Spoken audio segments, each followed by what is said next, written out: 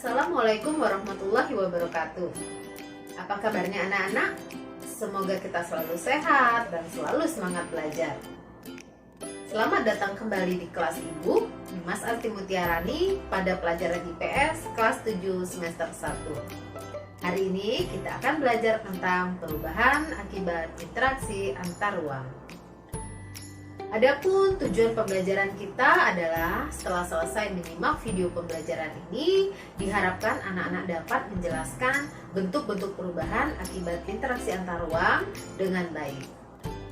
Namun, sebelum kita memasuki materi kita hari ini, mari anak-anak kita ingatkan dulu lagi materi kita di awal pelajaran bab 1 ini, yaitu tentang ruang dan interaksi antar ruang.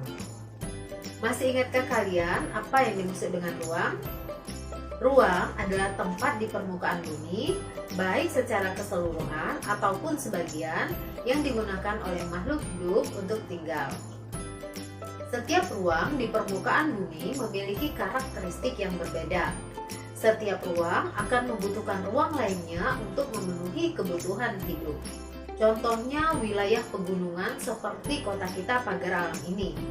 Umumnya wilayah pegunungan merupakan penghasil sayuran, sedangkan daerah pesisir menghasilkan ikan laut. Nah, penduduk dari daerah pantai membutuhkan sayuran dari masyarakat daerah pegunungan. Sebaliknya, penduduk dari daerah pegunungan membutuhkan ikan dari penduduk daerah pantai.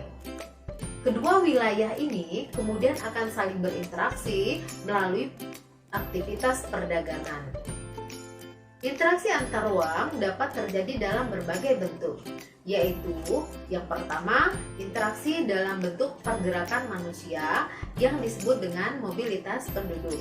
Yang kedua, interaksi melalui perpindahan gagasan atau informasi yang disebut dengan komunikasi. Yang ketiga, interaksi melalui perpindahan barang yang disebut dengan transportasi. Semua bentuk interaksi tersebut berdampak pada adanya perubahan, baik bagi daerah tujuan ataupun daerah asal. Lalu perubahan apa saja ya yang terjadi akibat adanya perubahan antar ruang?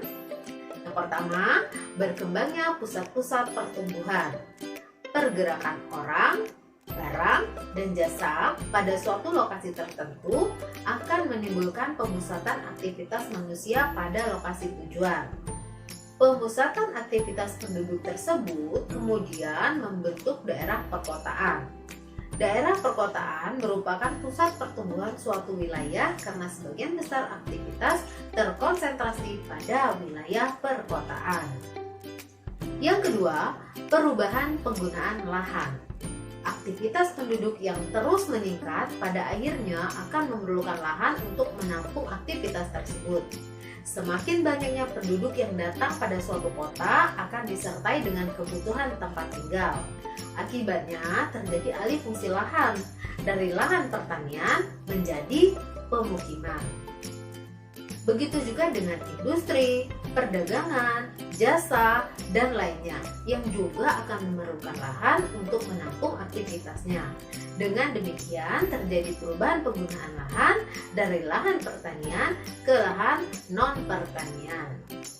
Yang ketiga, perubahan orientasi mata pencaharian. Karena adanya kebutuhan akan barang dan jasa yang semakin beragam, maka orientasi pekerjaan berubah. Dari yang tadinya berorientasi pada sumber daya alam, khususnya petani, menjadi pekerjaan lainnya. Yang keempat, berkembangnya sarana dan prasarana. Terjadinya pergerakan orang, barang, dan informasi memerlukan sarana dan prasarana. Pembangunan sarana dan prasarana akan semakin meningkat dengan meningkatnya pergerakan tersebut.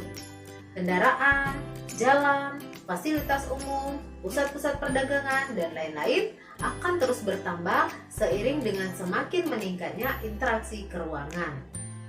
Yang kelima, adanya perubahan sosial dan budaya. Berkembangnya suatu wilayah karena adanya interaksi spasial akan memengaruhi status sosial masyarakatnya. Perubahan juga dapat terjadi pada aspek budaya, karena penduduk pendatang dan penduduk asli memiliki budaya yang berbeda. Pada saat ini, perubahan sosial budaya tidak hanya terjadi karena adanya pergerakan penduduk saja, tetapi juga terjadi karena adanya aliran informasi dari suatu daerah ke daerah lainnya, bahkan antar negara.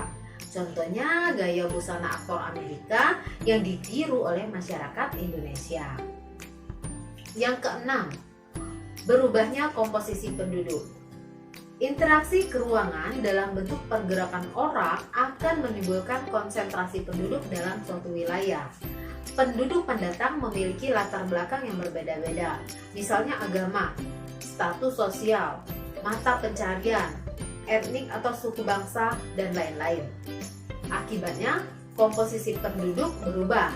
Dari awalnya yang relatif seragam, misalnya suatu daerah pada awalnya sebagian besar beretnik Sunda, kemudian berkembang menjadi beragam etnik.